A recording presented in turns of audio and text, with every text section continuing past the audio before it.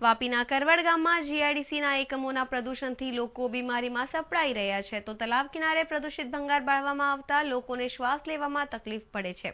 આ બાબતે પંચાયત દ્વારા વારંવાર ફરિયાદ કરવા છતાં અધિકારીઓ અને ધારાસભ્યો કંઈ કરતા ન હોવાની ફરિયાદ ઉઠવા પામી છે।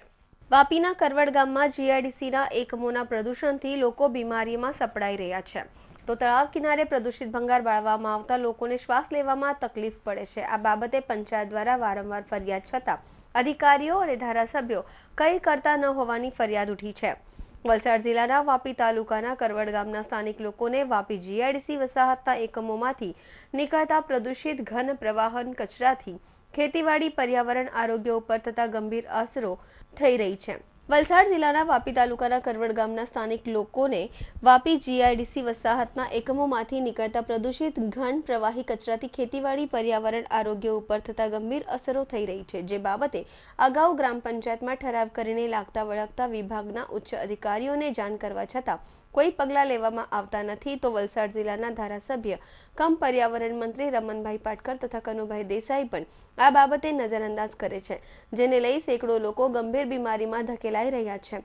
હાલમાં પણ કરવડ ગામના તળાવ પર રોજના ઘન કચરાના ઢગલા સળગાવવામાં આવે છે, જેનાથી લોકોને શ્વાસ લેવામાં તકલીફ પડી રહી છે। જીપીસીપી અધિકારીને વારંવાર રજૂઆત કરવા છતાં ઓફિસર ગજ્જર કોઈ પગલાં લેતા નથી, જેને લઈ ગ્રામજનોમાં એવી ચર્ચા થઈ રહી છે કે આ અધિકારીઓના મેળાપીપાણમાં ભંગારવાળાઓ આકૃત્ય બિંદાસ કરી રહ્યા છે। ત્યારે હાલે મિનિમમ 30 જેટલા ઈંટના ભઠ્ઠા છે। એમને એ લગભગ આજે વર્ષોથી અહીંયા કરવડમાં ચાલે છે અને પંચાયત દ્વારા એમને કોઈ પણ જાતની પરમિશન આપવામાં આવેલ નથી અને આ ઈંટના ભઠ્ઠાથી આરોગ્યને એટલું બધું નુકસાન છે, એમાંથી જે ધુમાડો નીકળે છે એ ખૂબ જ ખતરનાક અને ઝેરી છે।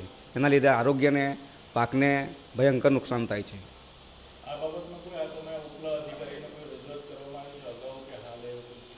આ બાબત અમે અગાઉ 2 વર્ષ પહેલાં લગભગ તાલુકામાં રજૂઆત કરેલી હતી, જીપીસીપીને પણ રજૂઆત કરી લેખિતમાં, પણ આજ સુધી એનો કંઈ નિકાલ આવ્યો નથી।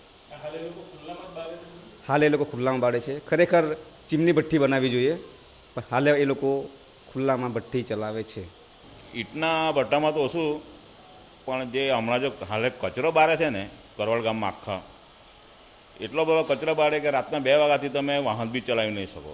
આખા ગામમાં જ્યાંથી તમે ડુંગરી ફરિયાથી સ્ટાર્ટ થાઓ કરવડ કરાયા દેગામ સુધી ધુમાડો દેખાય તમને રાતના આવો તો સવાર છે 10 વાગ્યા સુધી રહી અને એનાથી આરોગ્યને એટલું બધું જોખમ છે કે હાલમાં કોઈને કેન્સર છે, કોઈને લકવા છે, ગામમાં કોઈને એટલી બધી બીમારી ખાંસી ને બધી દવાખાનામાં તમે જઈને જુઓ સરકારીમાં તમને ખબર પડી જાય છે કે કેટલી બીમારીના દરરોજ લોકો આવે છે। હમણાં તો હાલમાં તો ખાલી ધુમાડો જ છે, હમણાં તો ઈંટના ભઠ્ઠા બંધ છે। હમણાં તો કંઈ ભૂસું રચકણ આપતો નથી। હમણાં તો જ્યારે ચાલુ થશે ને ત્યારે કદાચ આવે એવું લાગે।